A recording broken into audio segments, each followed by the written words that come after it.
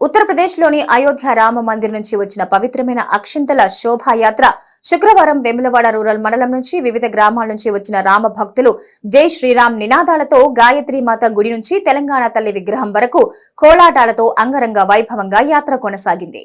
ఈ కార్యక్రమంలో శిశుమందిర్ విద్యార్థులు, విశ్వ హిందూ పరిషత్ నాయకులు, పెద్ద సంఖ్యలో మహిళా మనులు, వివిధ ధార్మిక సంస్థలు మరియు కండ కార్యవాహ కొండం పుల్లారెడ్డి, జిల్లా సహ కార్యవాహ ఉచ్చిడి పద్మారెడ్డి, బీజేపీ మండల అధ్యక్షులు జక్కుల తిరుపతి, కరసేవకు వెంకన్న, కిషోర్ గట్టు హనుమాన్ భక్తులు, నాయకులు, శ్రీ అయోధ్య రామ మందిర తీర్థక్షేత్ర ట్రస్ట్ సభ్యులు పాల్గొన్నారు.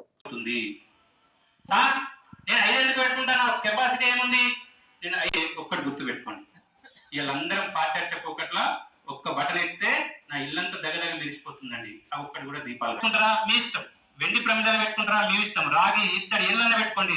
మనకు పుట్టింది మట్టిలో, కలిసేది మట్టిలో. మట్టి ప్రమిదలు ఏమి లేని వాళ్ళైనా మట్టి ప్రమిదల్లో నూనె పోసి బత్తి వేసి తక్కువ 5 దీపాలు వెలిగించుకొని స్వామి వారికి ఆరతిద్దాం. అది ఆ కార్యక్రమంతో మన కార్యక్రమం ముగుస్తుంది. అంటే పోరాడి తండ్రికి చెప్పకుండా కొడుకు, అమ్మకి చెప్పకుండా కొడుకు, ఏ రైలు దొరికితే ఆ రైలు కూర్చునే వాళ్ళకి లేదు, పోయి భవ్యంగా కార్యం ఏ కార్యం మీద చేయాల్సిందో ఆ కార్యం చేసేసి వాళ్ళందరి యొక్క శ్రమ ఫలితంగా జరిగిన తర్వాత రకరకాల కార్యక్రమాలు. అందులో పాల్గొన్నటువంటి ఆదరణీయ వెంకన్న గారు మొదటి కరసేవకు ఇక్కడి నుంచి పోయిండు. వారి అనుభవాలు చాలా ఉన్నాయి. సరే 2 నిమిషాలు మాట్లాడతారు. ఆ పోయేటప్పుడు కూడా మీకు చెప్పినా కదండి, మళ్ళీ నేను వెమ్లాడ చూస్తాను అనుకొని పోతే రామునికి అంకితం, సత్య రామరాజ్యమే తీసుకొని వస్తాం అనే ఆలోచనతో వేయండు. కాబట్టి అంతమంది బట్టి దాన్ని అందరం స్వీకరిద్దాం. మన ఊరిలో 3 విషయాలు మాత్రం దయచేసి అన్ని గ్రూపులలో కానీ సోషల్ మీడియాలో కానీ పెట్టేసి ఒక సమావేశం పెట్టండి. అందులో మనం వ్యతిరేకించిన పార్టీల వాళ్ళని పిలవండి, ప్రస్తుత వ్యతిరేకించిన మన నిధి సమర్పణను వ్యతిరేకించిన పార్టీని పిలవండి, అన్ని కుల సంఘాల వాళ్ళని పిలవండి.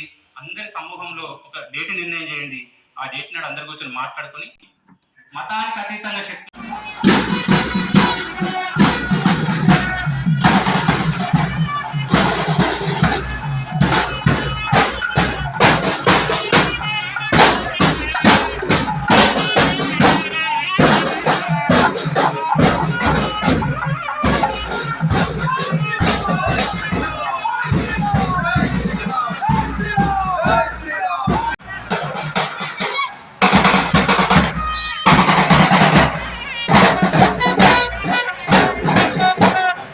భవంతరాలో గాయత్రి అమ్మవారి టెంపుల్ నుంచి ఈ చెక్కపల్లి బస్టాండ్ వరకు ఈరోజు శోభయాత్రగా నిర్వహించడం జరిగింది. ఈరోజు ఎంతోమంది ప్రాణత్యాగాలతో, ఎంతోమంది కళలతో ఈరోజు సుమారు మనం 2021లో మొదలుపెట్టినటువంటి మన అయోధ్య రామ మందిర నిర్మాణం ఏదైతే కార్యక్రమం ఉందో అది నేటికి మనకు ఆ కళ నెరవేరుతూ ఉంది. దానికి ప్రతి ఒక్క హిందూ సోదరులందరూ కూడా ఐక్యమత్యంపై వచ్చి ఈ యొక్క అయోధ్య రామ మందిర నిర్మాణంలో ప్రతి ఒక్కరూ పాల్పంచుకున్న విధానానికి మేము ప్రతి ఒక్కరికి మరి పాదాభివందనం చేస్తూ ఉన్నాం. మన దేశ ప్రధాని నరేంద్ర మోడీ గారు, మరి అలాగే యోగి ఆదిత్యనాథ్ గారు, మరెంతోమంది కరసేవకులు, మరెంతోమంది హిందూ బంధువులందరి కృషితోనే ఈరోజు మన రామాలయ నిర్మాణం ఈరోజు పూర్తయిందని చెప్పి తెలియజేస్తూ ఉన్నాం. ఈ 2021 రోజు ఏదైతే ఈ భవ్య రామమందిర నిర్మాణంకై మేమందరం కూడా ఈ యొక్క గుడి నిర్మాణంలో ప్రతి ఒక్కరు భాగస్వాములు కావాలని చెప్పి ప్రతి ఒక్క ఇంటికి మా రూరల్ కాలే ఈ యొక్క రాముని కృప ఉండాలని చెప్పి మనకి ఈరోజు అక్షింతలు తీసుకెళ్లడం జరుగుతూ ఉంది.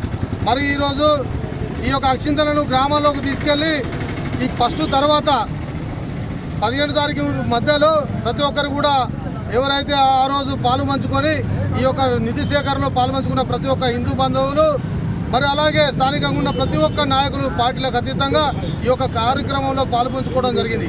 అదే మాదిరిగా రేపు జరిగే ఈ 1 తారీఖు తర్వాత ఏ రోజైతే ఆ గ్రామంలోని ఈ యొక్క ప్రతి ఇంటికి మళ్ళీ కూడా 2 రోజులు 3 రోజులు ప్రోగ్రాం పెట్టుకొని ప్రతి ఇంటికి అక్షింతలను మరి ఇంటికి చేరవేర్చినట్టయితే మన జన్మ ధన్యమవుతుందని చెప్పి తెలియజేస్తూ ఉన్నాం.